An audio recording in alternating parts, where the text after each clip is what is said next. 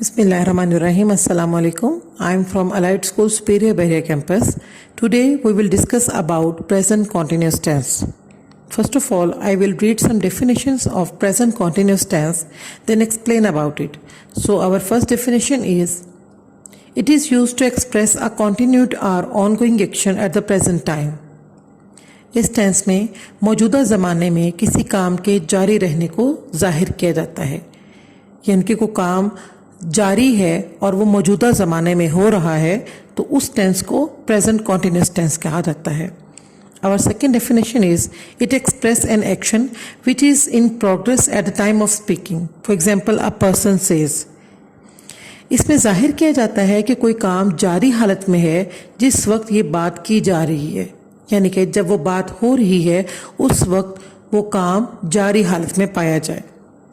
Such action words which are happening at the time of speaking are expressed by present continuous tense. वो काम जो मौजूदा वक्त में सरजर्द हो रहे हों वो प्रेजेंट कॉन्टिन्यूस टेंस के ज़रिए जाहिर किए जाते हैं, यानी कि जो काम मौजूदा ज़माने में सरजर्द हो रहे हों, मौजूदा ज़माने में किए जा रहे हों, वो प्रेजेंट कॉन्टिन्यूस टेंस के ज़रिए जाहिर किए जाते हैं. Present continuous tense is also called present progressive tense. Present continuous tense को प्रेजेंट प्रोग्रेसिव यानी कि जारी हालत में पाए जाने वाला ज़माना भी कहा जाता है. अब हम इसके उर्दू में पहचान की तरफ आते हैं.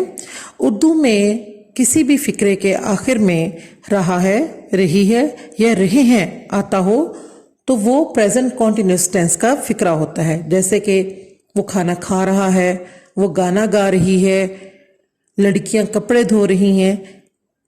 ये सब चीज़ें जो हैं जिसमें मौजूदा ज़माने में किसी काम को जारी हालत में जाहिर किया जा रहा है, ये प्रेजेंट कॉन्टिन्यूस टेंस के फिक्रे कहलाते हैं. अच्छा जी, इसमें जो हेल्पिंग वर्ब यूज होता है वो है इज, एम, आर. एम जो है वो किसके साथ इस्तेमाल होता है? आई के साथ हमेशा एम हेल्पिंग वर्ब इस्तेमाल होता है. ही, शी, इट या किसी भी सिंगुलर नेम के साथ इज हेल्पिंग वर्ब इस्तेमाल करते हैं. यू, दे, वी या किसी भी प्लूरल नेम के साथ आर हेल्पिंग वर्ब यूज करते हैं. आपको समझ आ गई मेरी बात? इज, एम, आर ये तीन हेल्पिंग वर्ब्स हैं, लेकिन इज, एम, आर किसके साथ इस्तेमाल होते हैं ये मैंने आपको बता दिया. एम आई के साथ इस्तेमाल होता है. इज जो है ही, शी, इट या किसी भी सिंगुलर नेम के साथ इस्तेमाल होता है. और आर जो है यू, दे, वी या किसी भी प्लूरल नेम के साथ इस्तेमाल होता है.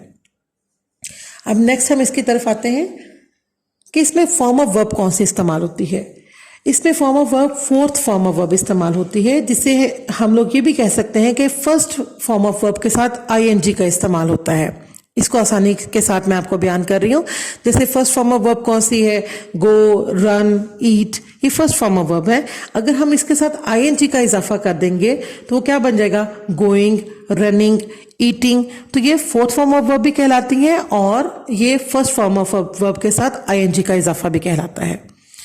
हम लोग एग्जाम्पल के तौर पे इसके मैं आपको एक दो फिक्रे बना के बताती हूँ.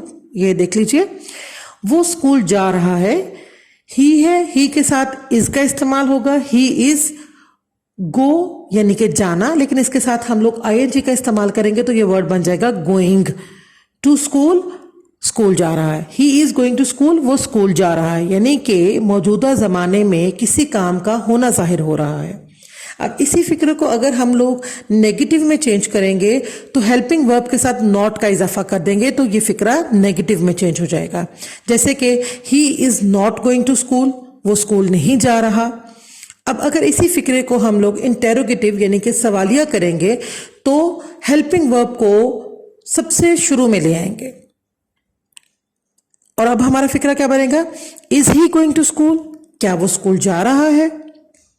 ये अब सवालिया बन गया. एक और मिसाल के जरिए मैं आपको इस टेंस के बारे में समझाती हूं. लड़कियां गाना गा रही हैं. Girls are singing song.